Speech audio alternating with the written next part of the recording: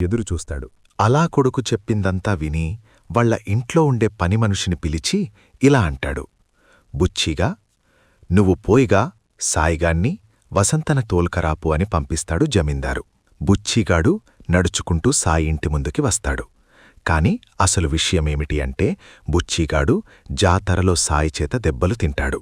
అరే సాయిగా, నిన్ను జమీందారు రామంటున్నాడు అని అనడంతోనే మెల్లగా కిటికీవైపు చూస్తాడు బుచ్చి. కిటికీలో నుండి వసంత కూడా కనిపిస్తుంది. అప్పుడు సరిపోయింది, ఇద్దరూ ఒక కన్నే ఉన్నారా అని వెటకారంగా అంటాడు బుచ్చి. సాయి ఇలా అంటాడు, సరే మేం వస్తున్నాము, నువ్వు పోరా ఈది నుంచి అని కొంచెం కోపంగా అంటాడు. సాయి ఇద్దరూ కలిసి జమీందారు ఇంటికి వెళ్లుతారు. అక్కడ బుచ్చిగాడు ఇలా జమీందారుకు చెప్తాడు. రాజా, ఇల్లా సరాసానికి అడ్డు అదుపు లేదు, పొద్దుగల్లానే మొదలుపెట్టారు. అంతేకాదు ఇద్దరూ ఒకే ఇంట్లో ఉన్నారు రాజా, ఇక మీరే చూసుకోవాలి వీళ్ళని అని అంటుండగా సాయికి పట్టరాని కోపం వస్తుంది. కాని జమీందారుగారిమీద ఉన్న మర్యాదతో అభిమానంతో వాణ్ణి అక్కడ ఏమనలేకపోతాడు. ఒక్కసారిగా జమీందారు సాయి కళ్ళలోకి చూస్తాడు. జమీందారు కొంచెం కంగారుగా